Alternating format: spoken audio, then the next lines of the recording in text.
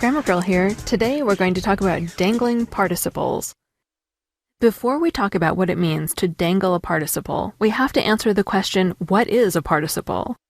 A participle is a verb that acts like an adjective. The present participle form of a verb usually ends with ing. For example, dream is a verb, and dreaming is its present participle. Swim is a verb, and swimming is its present participle. To use the verb, you could say, we'll swim after class. Swim is an action, a verb. To use the participle swimming as an adjective, you could say, we'll meet at the swimming pool. Swimming acts like an adjective, modifying the noun pool. It tells you what kind of pool it is, a swimming pool. Here's another example. Hike is a verb, and hiking is the present participle. To use the verb, you could say, let's hike the trail. To use the participle, you could say, don't forget your hiking boots. Hiking, the participle, tells you what kind of boots I want you to bring. So now I trust that you understand how to use verbs and their participles. But to understand dangling participles, we need to talk about participial phrases.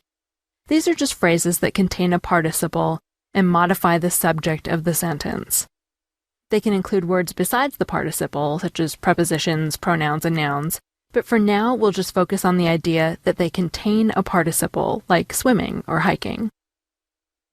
The way they modify the subject isn't as straightforward as a single adjective modifying a single noun, but the participial phrase is still modifying a noun, the subject. Here are some examples to help make it more clear. Floating in the pool, I marveled at the clouds. Floating in the pool is the participial phrase that modifies the subject I. Floating is the participle in the phrase floating in the pool. Here's another one. Biting his victim, the vampire felt a momentary thrill. Biting his victim is the participial phrase that modifies the subject, the vampire. Biting is the participle in the phrase biting his victim.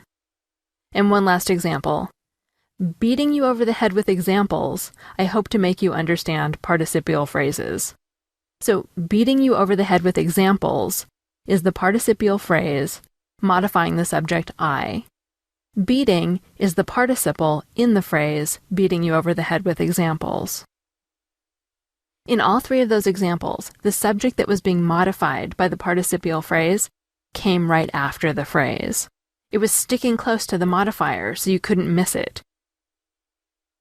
The participial phrase doesn't have to be at the beginning of the sentence, but that's the place where it's most likely to dangle, so we'll stick with that format today. And now we're ready to talk about dangling participles, because when you dangle a participle, it means your participial phrase is hanging there in your sentence with no proper subject in sight. They hate that as much as you hate it when a friend stands you up for lunch. Here's an example. Hiking the trail, the birds chirped loudly. The birds are the only subject in the sentence, and they directly follow the participial phrase. So the participial phrase has to grab onto something so it's not just dangling there. So it grabs the only subject, the birds.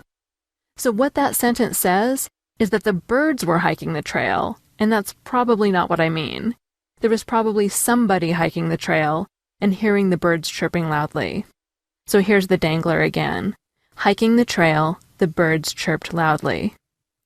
And we can fix it by adding the proper subject right after the participial phrase.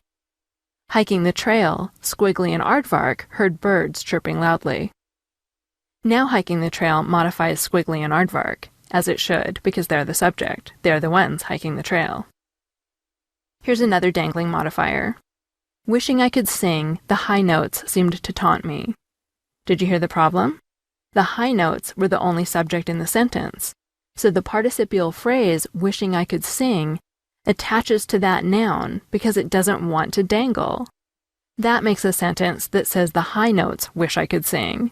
Now, if they were capable of wishing, they might wish I could sing.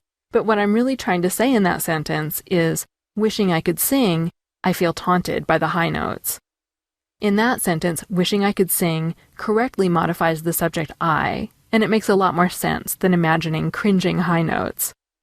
So to sum up, a dangling participle modifies the wrong noun.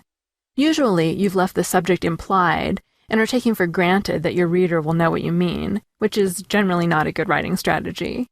You fix a dangling modifier by putting the proper subject in the sentence, usually right after the participle or participial phrase. And now I have to make one extra announcement about our listener survey, because I got an email message from someone complaining that our survey was all about gambling, and I was really confused, but I went to our site, quickanddirtytips.com, and figured out the problem. We use Google ads on the site, and they're driven by keywords. So because we have a survey on the site, Google seems to be picking up the word survey and running ads that have the word survey in them. So we'd still love for you to take our listener survey, but make sure you're taking our survey and not clicking on an ad, unless of course you want to. Our survey is a small blue box that says Listener Survey Powered by PodTrack. And finally, if you have an iPhone or iPod Touch, you can get even more great Grammar Girl audio content in our iPhone app. For a one-time fee of $1.99, you get exclusive weekly bonus tracks. If you go listen right now, the bonus track tells you things you probably never knew about Lewis Carroll, the author of Alice in Wonderland, but also a working mathematician. That's all. Thanks for listening.